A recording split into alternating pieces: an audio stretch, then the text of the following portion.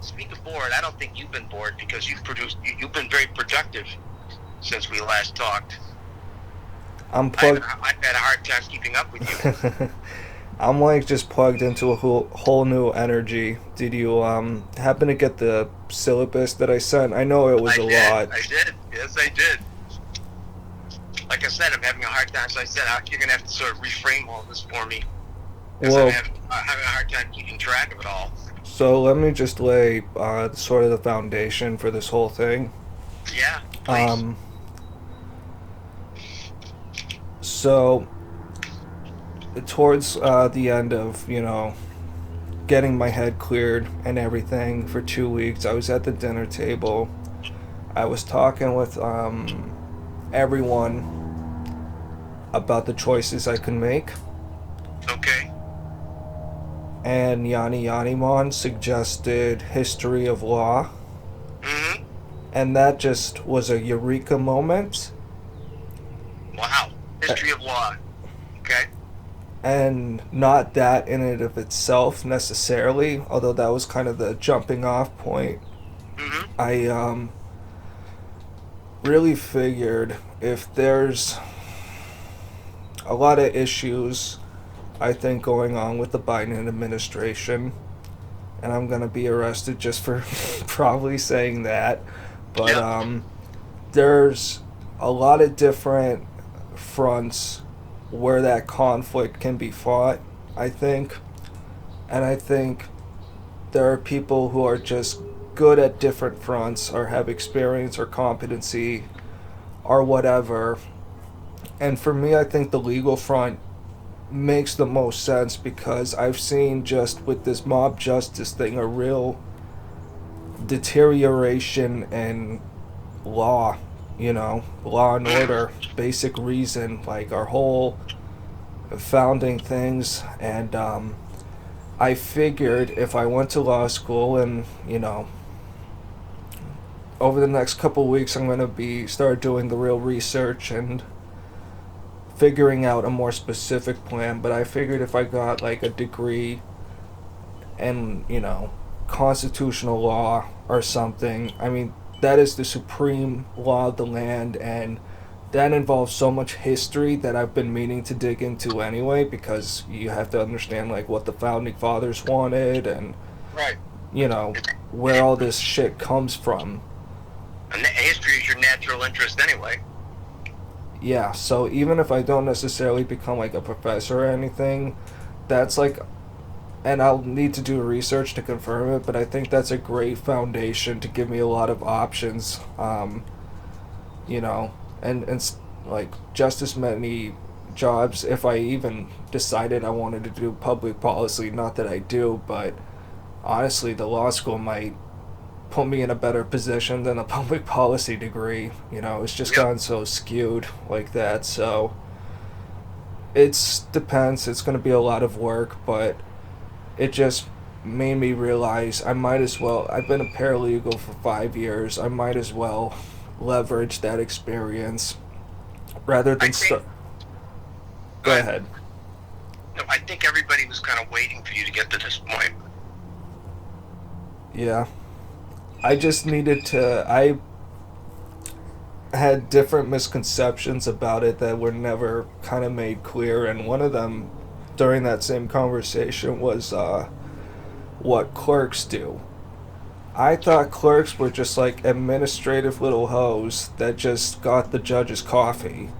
Yep. I didn't realize they like write their arguments and opinions and like debate it with them. Right. That's a very different thing because whenever I heard, oh, maybe you can clerk for a judge for a couple years, it just seemed like the lamest fucking thing. I know, and you'll always hear them say, every time there's a political runoff or something, she clerked for Justice Thomas, And say, okay, she clerked for Justice Thomas. Big deal. When she was in college? Yeah, No, but like it's a hell of a lot more than that.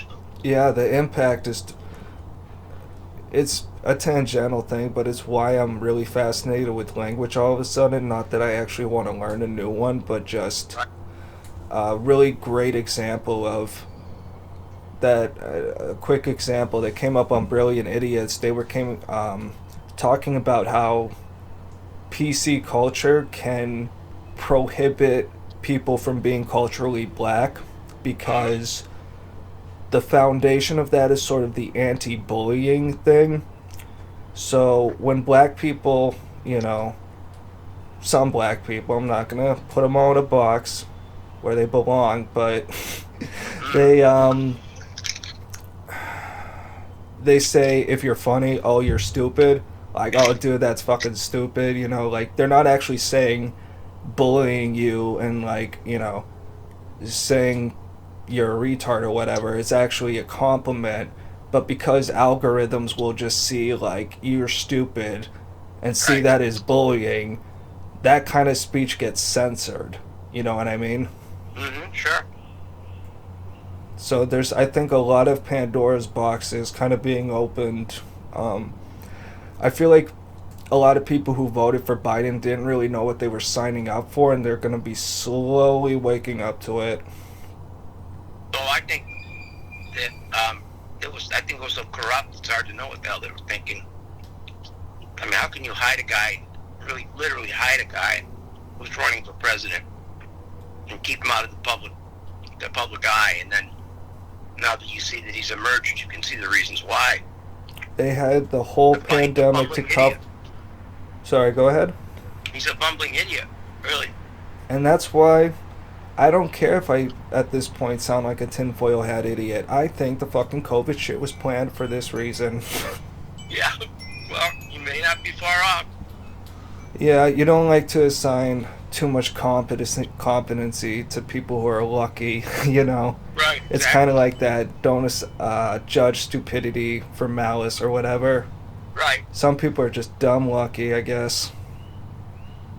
But reflective people like you, and I would consider myself in this category too, look at this COVID thing and take a step back and start to look at the whole thing and say, nah, there's more to this than, a virus, a simple virus. There's just too many tentacles, really. Well, I try to think of these things in unintentional consequences. And a way I sort of visualize it is a bunch of herd animals. Imagine the herd's all just kind of hanging out and grazing, and then a pack of lions shows up. Everyone panics and runs. And they all had to panic and run because, they were fucking lions, so you gotta peace out. Right. But if they just completely abandon reason and any thinking or futures thought or whatever, their actions, which are heat in the moment and feel justified, could theoretically lead the entire herd off a fucking cliff.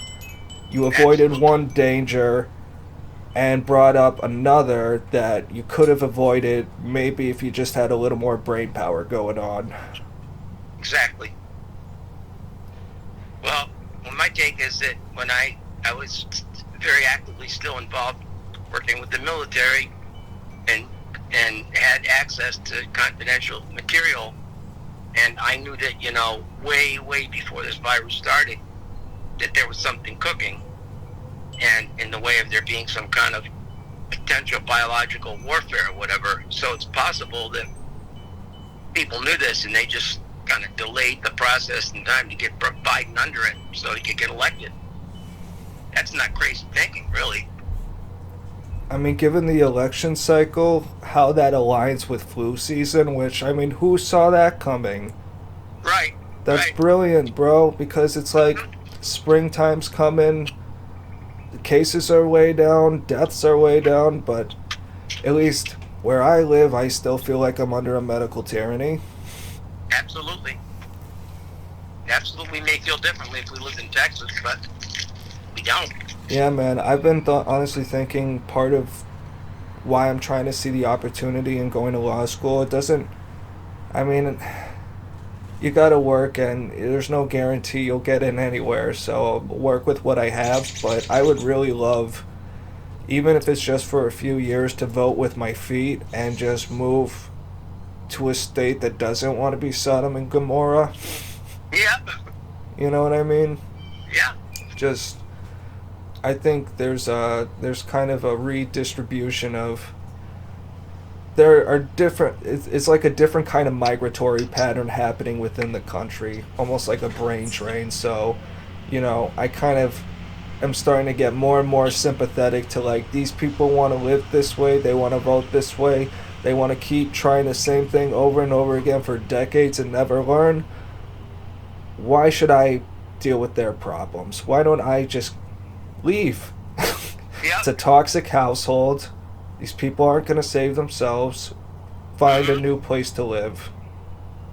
Where there are like-minded people. And to me, that's great, but I don't even think like-minded people necessarily. I'm at the point where I could live in the middle of nowhere and do just fine as long as I got, like, some cool nature stuff to look at. Yep. Yeah. Yep. So I'm But going I think, but anyway, let's get back to this